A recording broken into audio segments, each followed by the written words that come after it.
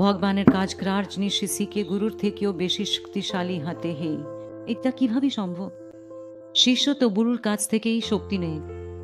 আমাদের ইতিহাসে যত শিষ্য আছে তারা সবাই তাদের গুরুর সেবক। সেবা মানে কাকে সেবা করা? যখন দরকার পড়ে তখন তো সাহায্য করেই। হনুমানজি শ্রী রামজির সাহায্য করেছিলেন। আদি শঙ্করাচার্য যখন অসুস্থ হয়ে পড়েছিলেন তখন কর্মকাণ্ডী তান্ত্রিকরা তাঁর উপর আক্রমণ করেছিল। যখন তিনি অসমে ছিলেন তখন তাঁর শিষ্যরা তাঁর প্রাণ বাঁচিয়েছিল। ভগবান বুদ্ধ এত বিশাল কাজ করেছিলেন, তাকেই সাহায্য করা মানে কি? তার কাজ করা, তাকে ব্যক্তিগতভাবে সাহায্য করার কি দরকার? কিছুই দরকার নেই। গুরুর ব্যক্তিগতভাবে কোনো কিছুর দরকার নেই। কিন্তু গুরুর কাজ কি? ভালবাসা, চিদানো, মনে শান্তি আনা, সবাইকে আপন করে নেওয়া, যেখানে দুঃখ আছে তাদের চোখের জল মুছে দেওয়া। এই কাজে অবশ্যই সাহায্য করা যায়। সবাইয়ের সাহায্য ছাড়া এটা অসম্ভব, তাই সবাই মিলে করলে তবেই সম্ভব। সেখানে সবার সাহায্যের দরকার আছে। তখন তোমাদের শক্তিশালী হতে হবে। ছট চট কোথায় বসে বসে কাঁদতে থাকো তুমি, আমি তোমার অশ্রু মুছি না, তোমার পাত্তায় অন্যের অশ্রু মুছতে। আরে গুরুদেব, আমি এ টাবলে ফেলেছি বা ও এ টাবলে দিয়েছে, আমার ছেলের সঙ্গে দাঁড়িয়ে গেছে, এইসব নিয়েই যদি বসে থাকো তাহলে আমাদের কাজে কিভাবে আসবে? ছোট ছোট বিষয় নিয়ে যদি নিজেরাই দুঃখী হয়ে পড়ো তাহলে সেবা করবে কার? তোমরা তো সবার কাছ থেকেই সেবা নাও, এত সেবা নাও। গুরু তো সেবা করেই থাকেন, কিন্তু যদি তুমিও সেবা করতে চাও তাহলে ভাবো গুরুর কাজ কি? সবাইকে একত্র করা, হৃদয়গুলোকে এক করা, চোখের জল মুছে দেওয়া। ভাই, এক নূর, এক আলো থেকেই সবকিছু সৃষ্টি হয়েছে এবং আমরা সবাই সেই আলোরই অংশ। আর সবাইকেই একদিন চলে যেতে হবে।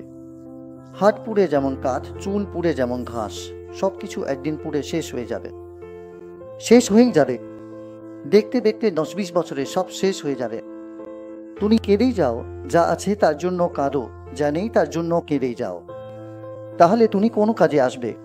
এখানে শক্তিশালী হওয়া মানে এই যে তোমার নিজের ওপর এতটা আত্মবিশ্বাস থাকবে, আমার জন্য ভালোই হবে, আমার দেখভাল করার মতো কেউ আছেন, আমার প্রয়োজন তারা পূরণ করবেন। আমি যেন সবার কাজে আসতে পারি, আমি যেন অন্যদের উপকার করতে পারি, আমার নিজের কাজ করার জন্য কেউ আছেন। একজন ভক্তের এটাই লক্ষণ। সে এই চিন্তা করে না আমার কি হবে, আমার কি হবে। কি হবে তোমার? সব ভালোই হবে। পেছনে ফিরে দেখো, কত মাস, কত বছর আর কত ঘন্টা তুমি চিন্তা করতে করতে নিজের সময় নষ্ট করেছ। অমূল্য সময় নষ্ট করনি। কমপক্ষে নিজের অভিজ্ঞতা থেকেই শিক্ষা নাও, সেখান থেকেই শিখো এবং ছেড়ে দাও। এখন থেকে এটা আর করব না আমি। নিজের কথা ঢেড়ে ঢেড়ে মাথা খারাপ করতে নেই। আমার জন্য ভালো হবে এই অনুভূতিটা দৃঢ় করা উচিত। একাই শক্তি। শক্তিশালী মানে গিয়ে ব্যায়াম করো তা নয়। এখন সেটারও দরকার আছে। মন যদি শক্তিশালী হয়, দুর্বল শরীরকেও চালাতে পারবে। যদি মন দুর্বল হয় তাহলে শক্তিশালী শরীরকেও চালাতে পারবে না। তাই নিজেকে শক্তিশালী মনে করা উচিত। ওরাই এটা করে আমরা ভালো মানুষ। ধর্মীয় মানুষ মানে কি? হৃদয়টা প্রসারিত। হৃদয় কারো প্রতি সামান্য খারাপ কিছু না ভাবা, কাউকে খারাপ না চাওয়া। মন আনন্দিত এবং সবাই আপন মনে হয়। এটা কি সমস্যা বলো তো ভাই? বিয়ে হলেই দুইটা পরিবার এক হয়ে যায়।